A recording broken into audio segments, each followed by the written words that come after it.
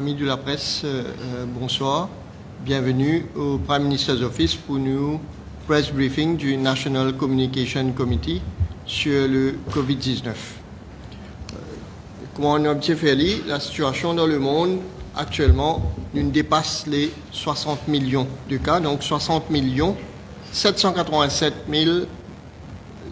572 cas avec 1 428 215 décès, presque 1,5 million décès. En France, 2 170 097 cas, avec la barre de 50 000 décès fin franchis cette semaine.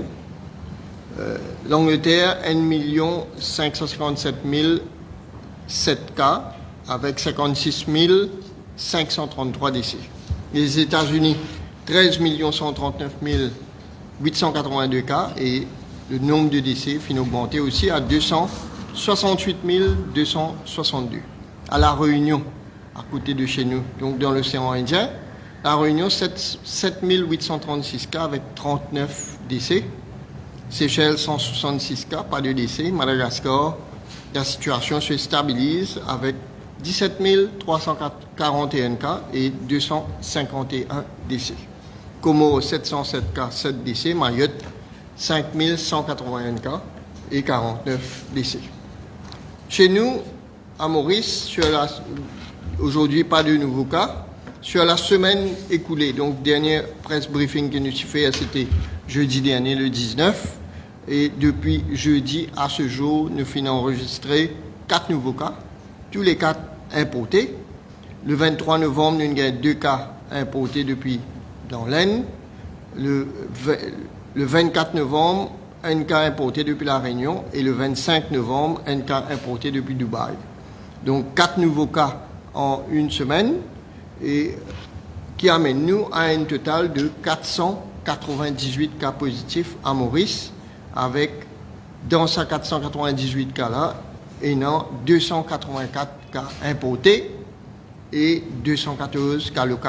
Je me rappelle que le dernier cas local, le 12 novembre, c'était la personne qui s'est contaminée avec ce papa qui lit un cas importé et qui saute dans l'hôpital INT. Donc 12 novembre, dernier cas local.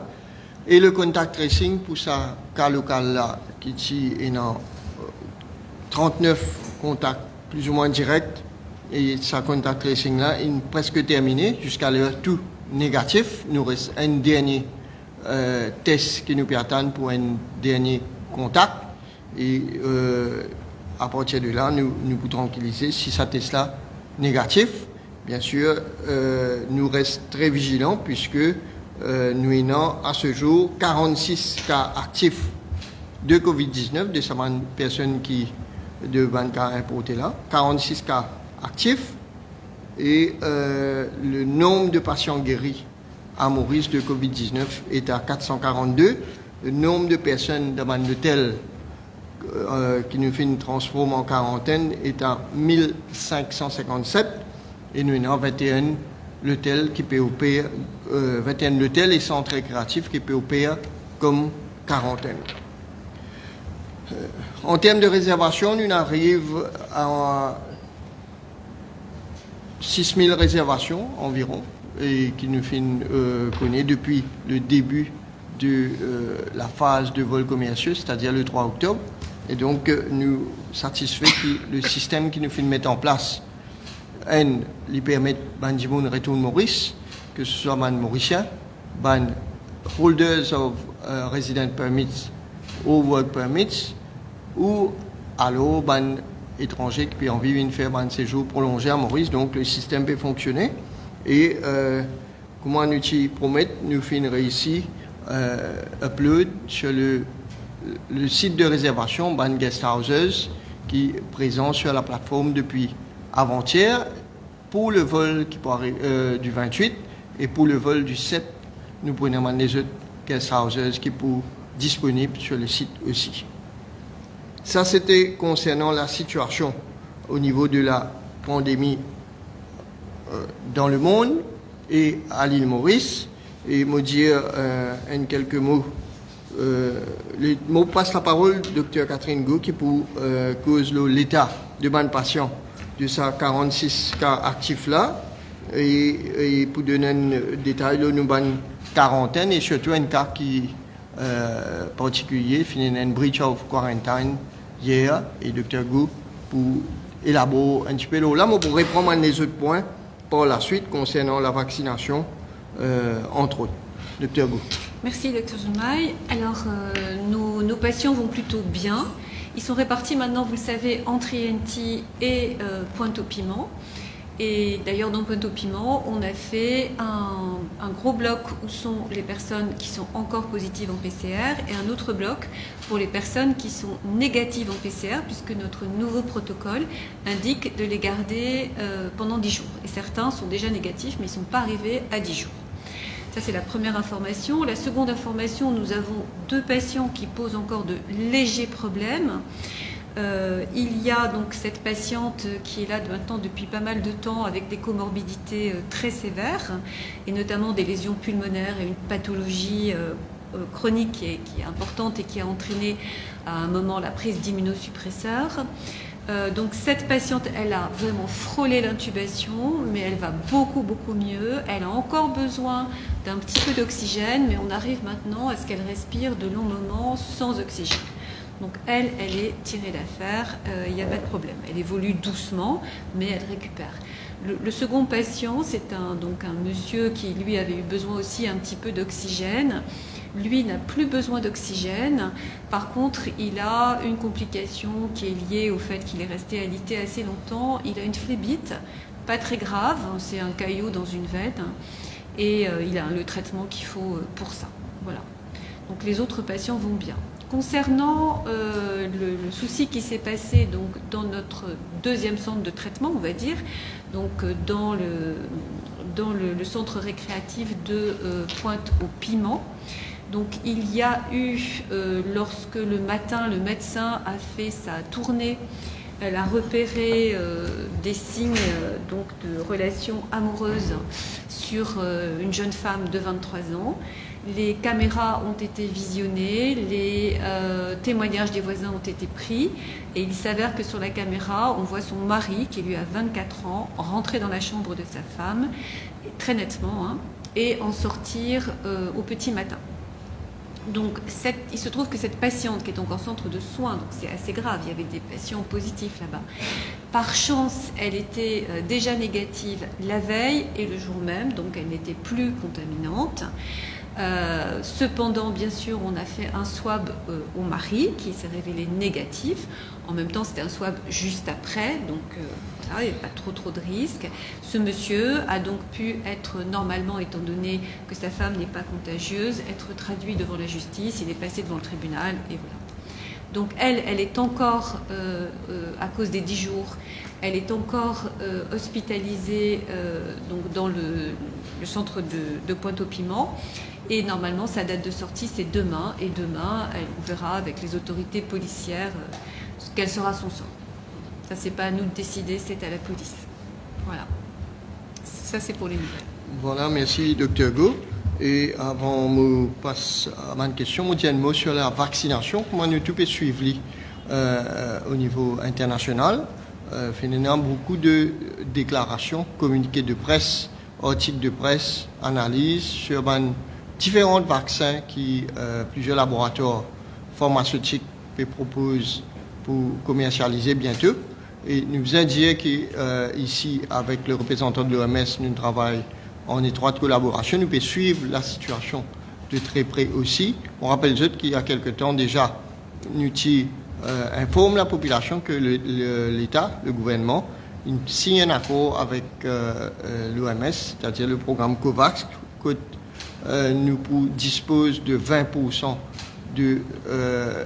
en termes du nombre de la population, 20% de doses qui nous gagnons à travers le programme COVAX et plus aussi un tarif basé le commerce à distribution équitable. Et ça, c'est côté l'OMS. Donc, bien sûr, l'OMS pour être bien qui vaccin qui peut avaliser, qui pour accréditer, puisque nous connaissons, pénal seulement, jusqu'à l'heure, nous trouvons des données qui finissent paraître l'efficacité de ban vaccin, mais nous encore toujours puis attendre un certain nombre de données scientifiques publiées dans une revue scientifique acceptée par la communauté médicale et scientifique internationale. Donc, ban élément qui pas encore communiqué, c'est apporte l'efficacité de façon précise et documentée, et il y a l'innocuité, c'est-à-dire que le vaccin là, il est sans risque, et il y a aussi la durée de l'immunité qu'il peut conférer, et il y a aussi la façon de faire, c'est-à-dire le nombre de doses, puis il y a aussi, nous connaissons la façon qui peut bien transporter, mais surtout, nous devons connaître quel type d'immunité qui nous peut gagner avec ce vaccin-là. Est-ce qu'il empêche de gagner la maladie complètement? Est-ce qu'il laisse gagner la maladie là, mais il faut m'atténuer? Donc, comment je peux finir comprendre, il y a encore beaucoup de questions qui nous ont besoin de gagner une réponse. Bien sûr, pareil comme beaucoup de monde, et au niveau international aussi, nous pouvons attendre qui gagne un vaccin qui remplit tous les critères qui tout un vaccin remplit habituellement, et nous le gouvernement prend toutes les dispositions pour implémenter un programme vaccinal le plus rapidement possible dès que tous ces critères-là les satisfaire. Et à part le fait que le gouvernement signe l'accord COVAX avec l'OMS, qui aussi donne une garantie financière, hein. Donc il y a une affaire extrêmement sérieuse, une garantie financière finie donnée par rapport à sa vendeuse-là. Et à part ça, le ministère des Affaires étrangères, le gouvernement à informer la population que le ministère des Affaires étrangères est en contact avec le gouvernement indien, puisque dans tout état de cause, dans n'importe quelle situation, l'Inde sera un des plus gros producteurs mondiaux de ce vaccin-là. Donc, vaccin qui pour avaliser, et bien sûr, l'État mauricien prendre une disposition avec l'État indien pour faire en sorte qu'il nous capable de bénéficier de plus de doses qu'il nous peut gagner avec l'OMS. Nous peut cause là un supplément, un nombre de 1 million de doses additionnelles. Donc tout ça, bien sûr, c'est au stade de négociation, c'est au stade de demande, et la plus grande question qui vient répondre pour le moment, la plus grosse interrogation, c'est qui vaccin qui peut franchir la ligne commerciale avant, et qui vaccin qui peut plus safe pour la population. Donc ça, c'était un mot sur la vaccination. Bien sûr, nous tenir à dire à la population que nous pouvons suivre ce développement-là de très très près, et dès qu'il est possible, le gouvernement pour démarrer un programme vaccinal pour protéger encore plus la population. Voilà, c'était ce que nous tenions pour dire aujourd'hui concernant l'épidémie de Covid-19. On passe la parole pour une question éventuelle, si il y en a.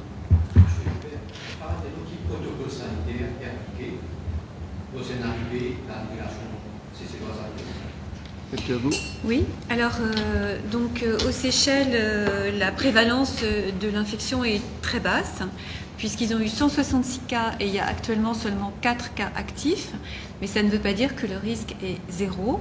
Donc il y a tout un protocole sanitaire qui a effectivement été mis sur pied à l'occasion de la visite du président des Seychelles et de sa délégation, qui comptera 10 personnes. Donc cette délégation aura un swab et un test PCR dans les 72 heures précédant son arrivée, et les 10 personnes seront à nouveau swabées dans l'avion.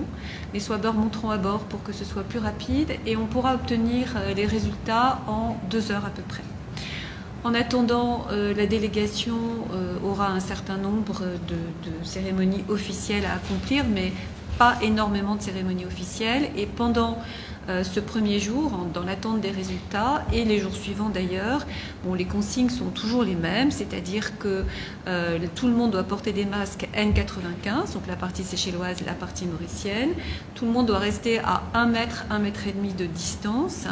Les gens qui vont quitter l'avion vont devoir se sanitiser les mains en quittant l'avion, en plus du masque N95.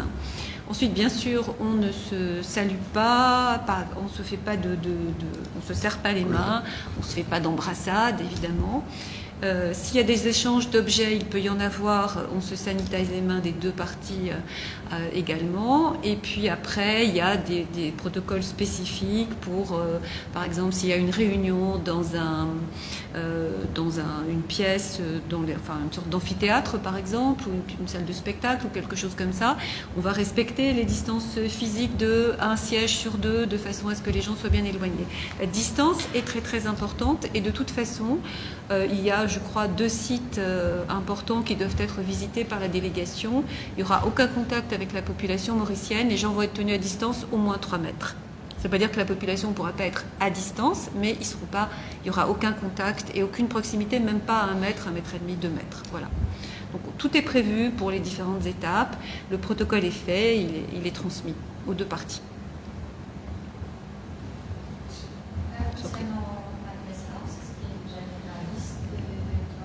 Enfin, celui qui finit upload pour le vol du 28, mon colis, un guest house à Pointe-Sable. Donc, il s'appelle Rivabella, il me semble. Oui, il y a plusieurs guest house qui font la demande, mais il y en a qui finissent rejeter parce que je ne peux pas satisfaire les critères du ministère de la Santé. Donc, il y a un balcon communicant, une chambre communicante, ou alors difficile pour surveiller une personne dans ce guest house là. Donc c'est pour ça que pour le moment il y en a un, pour le 7 pour il y en a une autre, et probablement après courant du mois de décembre pour il y en a encore une. Concernant sa patient qui recevra son mari dans l'hôtel d'Ancre, est-ce qu'il nous avons aussi la sécurité, des problèmes concernant la sécurité?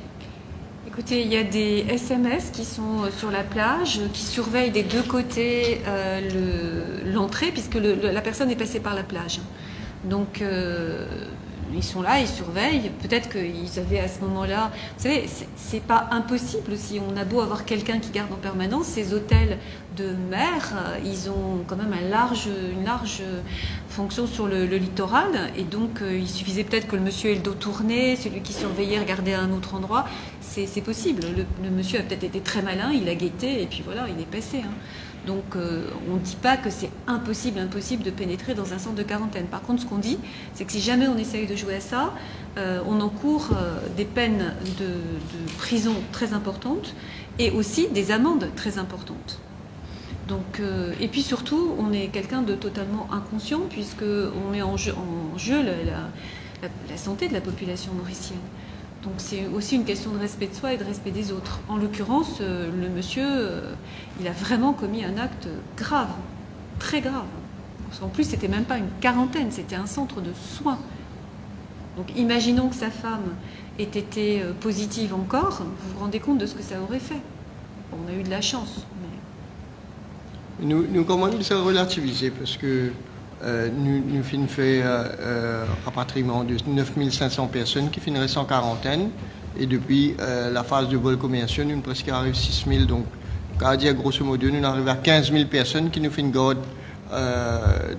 en quarantaine pour 14 jours et par incident, il me semble, il y en a moins de 10. Donc, il y a un incident, il peut, mais quand même, nous avons fait un appel à la responsabilité de tout un chacun parce qu'effectivement, chaque fois qu'il y a une personne qui casse les règles de la quarantaine, c'est toute la population qui met en danger et c'est la santé de toute la population qui est en péril à cause de l'indiscipline, l'irresponsabilité, la négligence d'une personne sur le coup qui prend une décision qui n'est pas bien. Nous refaisons un appel à la population. La population en général, parce que nous trouvons Bandimoun dans la communauté, à rentre dans une quarantaine, et nous trouvons Bandimoun dans quarantaine, pas respecter les règles. La loi bien sévère, mais quand même, nous pouvons trouver qu'il y a certains Bandimoun qui sont inconscients. Donc, nous pouvons renforcer, nous pouvons toujours renforcer le dispositif de sécurité dans la quarantaine. Mais comment nous trouver, de temps en temps, nous avons un bon cas, côté des gens qui enfreignent les règlements. Il y a aussi la Cour d'appel de Lisbonne qui finit l'interdiction du cadre des tests PCR, donc au niveau de Maurice,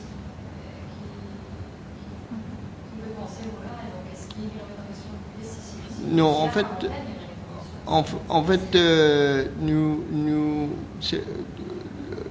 nous basons nos données scientifiques publiées internationalement, acceptées par la communauté scientifique internationale, la communauté médicale, et tant que nous pas gagné l'étude qui vient prouver que des gens qui ont PCR positif, quand ils sont positifs et ils pas infectieux, tant qu'il n'y a pas une garantie qu'il y a des gens qui sont PCR positif et qu'il y a un risque de transmettre la maladie, mais nous ne pouvons pas prendre aucune décision.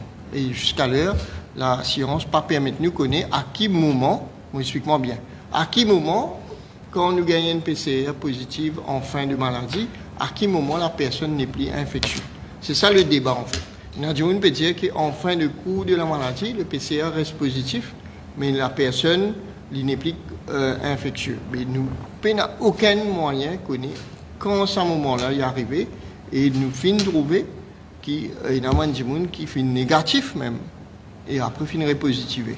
Donc il y a un cas de repositivation, et là, nous trouvons qu'il y a un cas de repositivation, il y a une affaire qui nous prend sérieusement, puisque les gens qui sont négatifs, les repositivés, chez nous, ils contaminent ce garçon.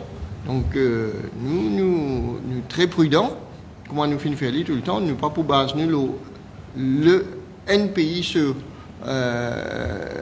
règlement qui peut tirer, nous avons qui l'OMS peut dire, nous avons nos protocoles national, nous avons l'expérience au niveau national, puisque nous gagnons une certaine expérience, nous contenons la maladie assez rapidement, et nous avons un protocole qui peut permettre nous rester Covid safe. Donc nous vous inquiétez de nous. Je rajouterais une chose, c'est que j'ai lu finalement cette décision, c'est une décision d'une cour de justice, c'est pas une décision médicale, c'est sur un cas particulier en fait. Et la communauté portugaise médicale, elle a dit qu'elle n'était pas forcément d'accord avec cette décision et pas du tout d'accord avec cette histoire de 3% seulement des gens qui ont des PCR. Ça, c'est vraiment n'importe quoi, hein. Là, oui, c'est vrai, il y a des moments où on peut avoir des doutes, et comme le dit très bien Dr Zoumaï, on ne peut pas savoir pour l'instant. Parce qu'il y a, c'est vrai, il y a la majorité des cas, mais moi qui lis tous les soirs les articles médicaux qui paraissent dans les 5-6 principaux journaux, je peux vous dire qu'il y a des cas, ce qu'on appelle des cas rapportés, c'est-à-dire des histoires étranges, bizarres, dans plusieurs pays où, voilà, celui-là était complètement guéri. Il y a même, assez récemment, il y a eu un cas de quelqu'un qui avait eu la Covid, qui avait fait une forme symptomatique, une personne jeune en plus, et qui, au bout d'un mois, a représenté des signes. C'était pas le même virus, c'était un autre virus, il s'était recontaminé. Enfin, il y a des histoires qui semblent impossibles. Donc, exactement, il faut être prudent. On ne sait pas tout sur ce virus. On sait la majorité des cas, c'est simple, c'est toujours à peu près pareil.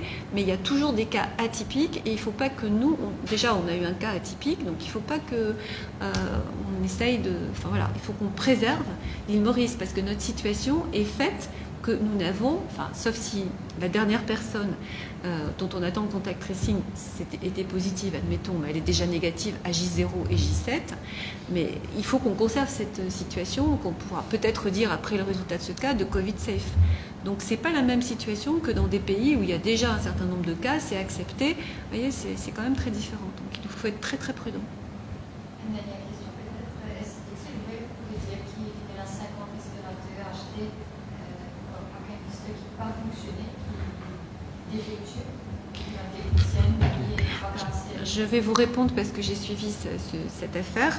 Donc, effectivement, il y a 50 ventilateurs qui sont arrivés en juillet, je crois, à Maurice. Ces 50 ventilateurs, donc il y a 2 techniciens qui sont venus de Turquie pour les faire marcher.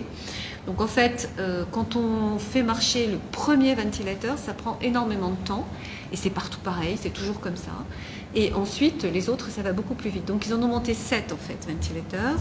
Et nos spécialistes, notre ingénieur biomédical, avant qu'ils ne partent, ils sont restés une dizaine de jours, à vérifier que les 2 des ventilateurs, pris au hasard, marchaient. Et on a une checklist pour vérifier que ce point-là est bon, ce point-là est bon, ce point-là est bon, ce point-là est bon. Et cette checklist, elle a été totalement cochée. Alors oui, tous les ventilateurs ne sont pas montés, mais nous avons du personnel ici qui est fait pour ça. Et ce personnel va monter les ventilateurs qui restent. Donc on ne peut pas répondre qu'ils marchent tous les 5 ans, puisqu'ils sont en train d'être montés. Mais en tout cas, ça a été long au début, c'est vrai, ça nous a un peu étonnés. On s'est dit que... Mais finalement, en se renseignant, c'est souvent comme ça. C'est le premier ventilateur, ça prend du temps. Et après, ça va beaucoup plus vite. Donc, sauf problème, tous les ventilateurs devraient marcher correctement. Peut-être qu'il y en aura 1 ou 2 défectueux, ça je ne peux pas vous répondre à l'avance. Mais en tout cas, pour l'instant, c'est correct. Et la checklist, elle est passée. Et notre ingénieur nous a dit que voilà, toutes les cases avaient été cochées.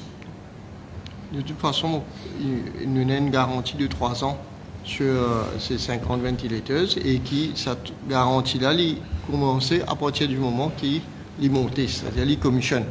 Donc, nous estimons que nous prenons un grand risque avec ce ventilateur-là, puisque nous prenons toutes les précautions dans le contrat de maintenance et contrat de garantie qu'il y a avec le supplier. Et là, actuellement, pour tester le ventilateur, nous ne pouvons pas tester seulement ce module, puisque bon, nous prenons patient.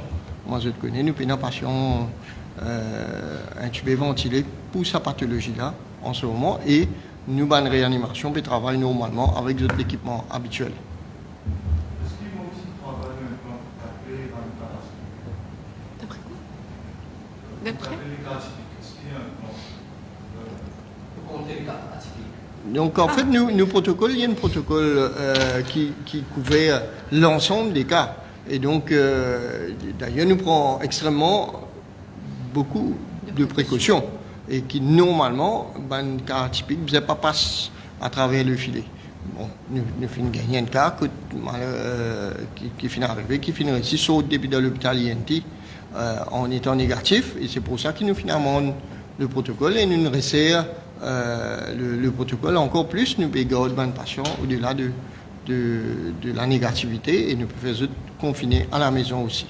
Bien sûr, et nous encore, comme on va dire, la maladie est jeune. Ce n'est que le mois prochain que la maladie pourrait gagner 1 an. Et donc, il y a beaucoup d'aspects qui nous font découvrir pendant cette évolution.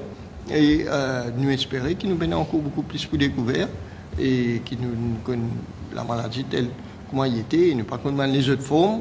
Mais malheureusement, nous devons dire que le monde de la virologie, c'est un monde qui est même en mutation. Non seulement le virus l'a limité, mais la virologie lui-même il évolue, le virus évolue, le virus muté, je change de comportement, je change de degré de virulence, je change de degré d'infectiosité. Donc nous pouvons suivre. Et bien sûr, nous pouvons suivre la littérature internationale et nous pouvons guetter internationalement qui est arrivé dans différents pays. Voilà. Et puis c'est comme ça pour toutes les maladies. Dans toutes les maladies, même des maladies qui sont anciennes depuis très très longtemps, on a parfois des formes atypiques. Et on a beau avoir des années d'expérience, les formes atypiques, ça existe. Tous les gens qui sont médecins savent très bien que, voilà, par exemple, il y a d'autres virus, le virus de l'herpès, le VIH, le cytomégalovirus. Ces virus-là, on en connaît les formes habituelles. Et puis, de temps en temps, il y a des formes bizarres, des formes inhabituelles. Il faut savoir l'accepter. Ça ne veut pas dire que c'est des erreurs. Il faut arrêter de toujours... Parce que là, on a l'impression que tout le monde fait de la médecine et que tout le monde est capable de juger si on a fait une faute ici ou si on a fait une faute là. Non, c'est comme ça, la médecine. Voilà, des fois, il y a des cas qui sont atypiques et c'est pas que dans la Covid. Donc, comme c'est une maladie nouvelle, on se méfie particulièrement. Voilà. Pour le programme de vaccination, c'est la première vaccin pour les Donc l'OMS, nous travaillons avec l'OMS pour gagner un programme vaccinal. Donc bien sûr, on a une personne prioritaire sur la liste, des frontliners, qui ont une morbidité, qui ont les autres maladies associées et des personnes âgées, tout le monde personne à Et risque. obèse, et très obèse. Ouais. Donc, Comment voilà. est-ce que vous procédez au choix? Comment est-ce que vous faites? Vous connaissez, si vous suivez comment nous faisons vaccination pour la grippe, chaque année, nous avons un programme vaccinal, mais il n'est pas pour calquer exactement pareil, mais nous prenons aller. Et après, le ministère de la Santé pour déterminer. Vous connaissez un élément important par rapport à ce virus-là, qui, pour permettre nous de connaître comment nous pouvons exécuter nos programmes vaccinaux, c'est le moyen de transport et le storage. Deux éléments principaux. Si pour besoin d'avoir une condition extrême pour store vaccin là tout le monde pour besoin déplacer que de store vaccin là. Ça qui veut dire que pas pour trop transporter. Si on transporter dans une condition normale, on dit dans un frigo, un frigidaire normal, un congélateur normal, il est plus facile de là. Il y a plusieurs centres vaccinaux. Donc, pour capable répondre à cette question-là, il y a un certain nombre d'éléments qui manquaient. Par contre, nous connaissons que ça n'a nous vacciné en premier. Oui. On est en train de préparer ça, hein, on n'est pas assis à attendre que le vaccin arrive, et justement de repérer, alors on a la liste des personnes âgées, mais aussi ceux qui ont des pathologies cardiaques, ceux qui ont des pathologies rénales, etc. On se prépare pour pas faire ça au dernier moment et dire, ah ben tiens, où ils sont les insuffisants respiratoires ou les insuffisants rénaux, etc. Donc on est en train de travailler à ça. Ne serait-ce que pendant la Covid, c'est-à-dire le confinement, nous vaccinons 180 000 personnes contre la grippe. Donc, l'objet fait li. Donc, le ministère de la Santé a fait li, il a moyen, il a ressources, il a savoir-faire et fait bien. Voilà, c'était la dernière question. Merci beaucoup, merci pour vos attentions et à bientôt pour une prochaine press briefing du National Communication Committee sur le Covid-19 du Prime Minister's Office. Merci.